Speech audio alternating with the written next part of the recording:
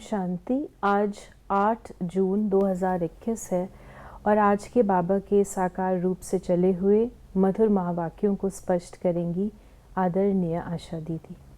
ओम शांति दीदी। ओम शांति। बाबा ने कहा, मीठे सेंसिबल बच्चे, सदा याद रखो कि हम अविनाशी आत्मा है। हमें अब बाप के साथ पहले तबके में जाना है, पहले फ्लोर में जाना है। बाबा ने मीठे सेंसिबल बच्चे, क्यों बाबा कहता है सेंसिबल? सेंसिबल इसलिए कहता है कि जो मैं कहता हूँ उसको तुम स्वीकार करो, मानो, और जो मैं कहता हूँ वो तुम करते हो, दोनों भाव हो सकते हैं। और हमको शिव बाबा को याद करके पहले तबके, बाबा फर्स्ट फ्लोर बोलता है परम धाम को, तो परम धाम हम सबको जाना है, वापस जाना है, इस बात की स्मृति रहे।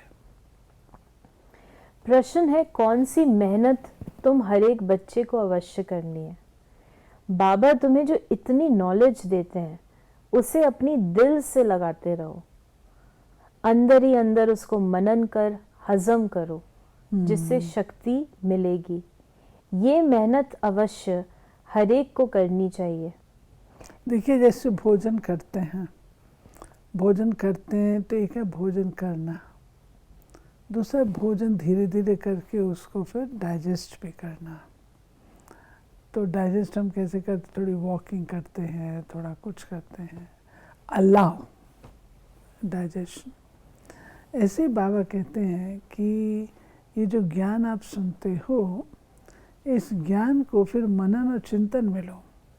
जो शक्ति मिलेगी आपको वो मनन चिंतन से मिलेगी। बाबा ने कहा, जो ऐसी गुप्त मेहनत करते हैं वे सदा हर्षित रहते हैं।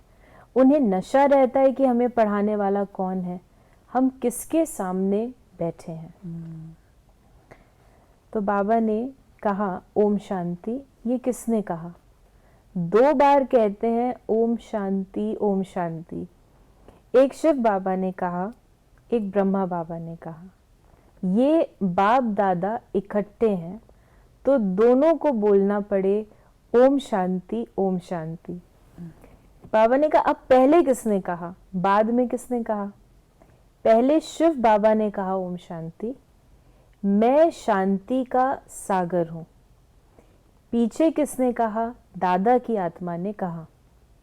तो बच्चों को याद दिलाते हैं ओम शांति, मैं तो सदैव देही अभिमानी हूँ, तुम देह अभिमान में कभी देह अभिमान में नहीं आता हूँ।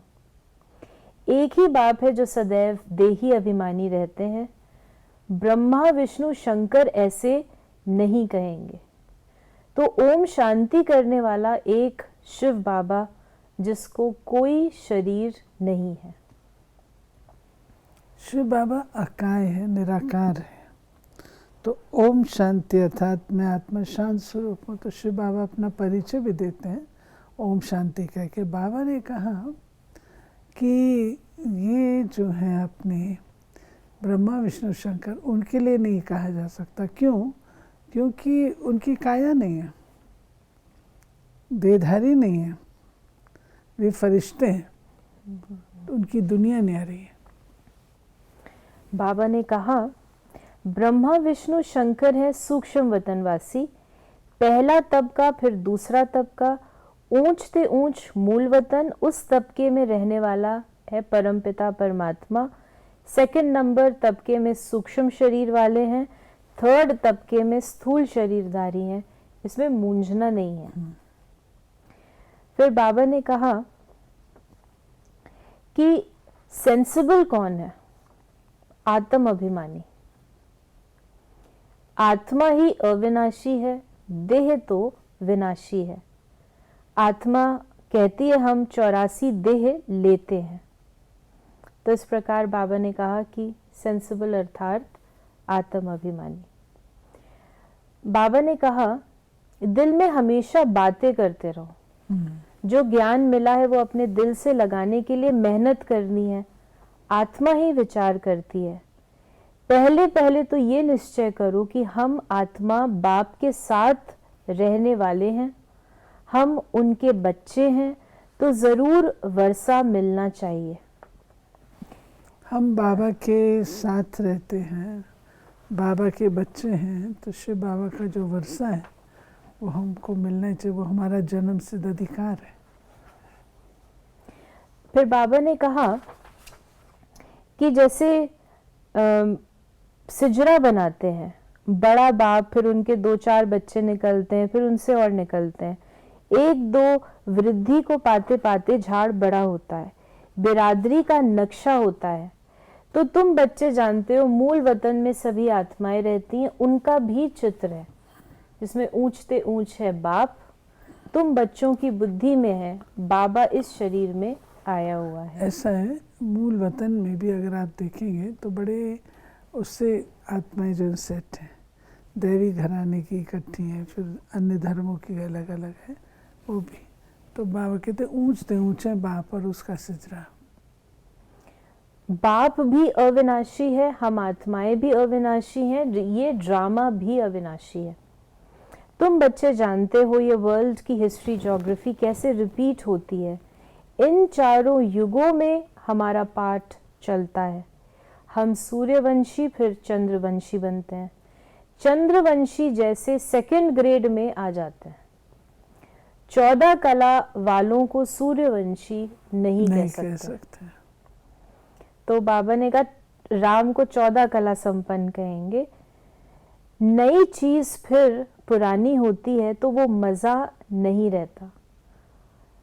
बाबा ने कहा ये दुनिया एक बड़ा मांडवा है, ये आकाश तत्व बहुत बड़ा है, इसका कोई अंत नहीं। मांडवा जैसे होता है ना, कोई कार्यक्रम करने के लिए टेंट लगाते हैं और वो मंडप तैयार करते हैं, बाबा उसको कहते हैं, जिसमें सूर्य चांद सितारे जो बत्तियां हैं। बाबा ने कहा कि आत्मा शरीर बिगर कैसे खाएगी, वहां तो अभोक्ता है। मूल वतन में खाने व भोगने आदि की कोई चीज होती नहीं। बाप समझाते हैं ये ज्ञान तुम बच्चों को एक ही बार मिलता है, फिर कल्प बाद तुम बच्चों को दिया जाता है, तो ये नशा होना चाहिए। हम देवता धर्म वाले थे। तुम कहते हो बाबा आज से 5000 वर्ष पहले हम आपके पास आए थे शूद्र से ब्राह्मण बनने। फिर बाबा ने कहा कि तुम बच्चे समझते हो बाबा इनमें प्रवेश कर हमको सब नॉलेज देते हैं, समझाते हैं।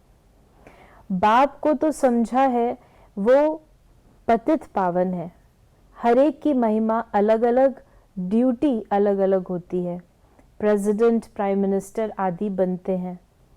आत्मा कहती है ये मेरा शरीर है, मैं प्राइम मिनिस्टर हूँ। आत्मा शरीर के साथ न हो तो बोल न सके।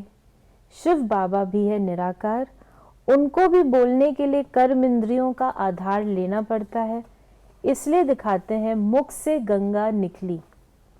तो उनको मुख कहाँ से आया, तो इसमें आकर बैठते हैं, उससे ज्ञान गंगा बहाते हैं। सारी मुरली में बाबा ने अपने अवतरण को स्पष्ट किया है, मैं कैसे आता हूँ, कैसे आधार लेता हूँ, कहाँ आता हूँ आदि।